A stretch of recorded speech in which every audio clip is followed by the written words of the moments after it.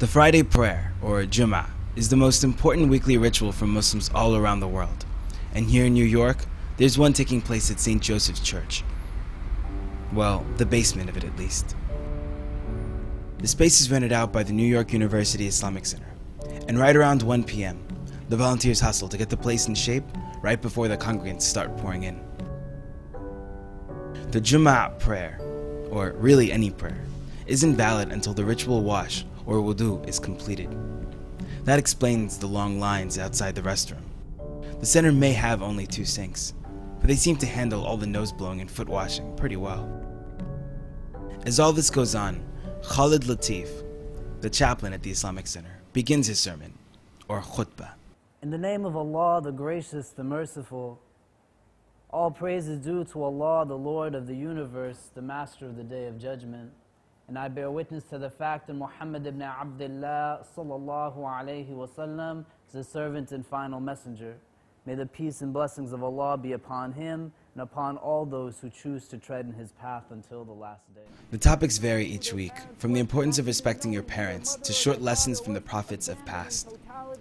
The sermons serve as concise moral lessons, more so than PowerPoint-driven lectures. The khutbah can last anywhere from 15 minutes to 2 hours. There's no real limit. It all depends on what mosque you go to and how the khatib, the person giving the sermon, is feeling that day. No one is allowed to speak during the sermon. In fact, speaking can invalidate one's Friday prayer. It's all a part of the adab, or etiquettes of prayer, like taking off one's shoes before they step on the carpet, or performing a short prayer because you arrived after the sermon began. Although the Jum'ah prayer is not obligatory for women, many make a point to attend.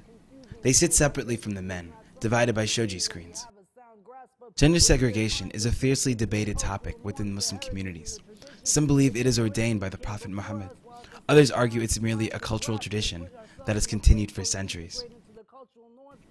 As the bathroom line calms down and the sea of shoes start to devour the floor, the adhan, the call to prayer, begins. The adhan serves as the precursor to the start of the prayer. The Jum'ah prayer consists of 2 parts, the sermon and the ritual prayer, called the salah.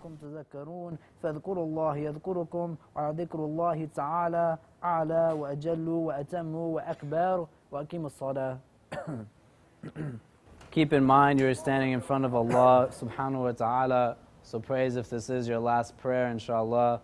Also, please take the time to silence any electronic devices, pagers or cell phones that you might have with you, so as to not distract one another during the course of the prayer. The Jum'ah Salah is fairly short in comparison to the other 5 daily prayers, so people can get back to work, or wherever their schedules take them.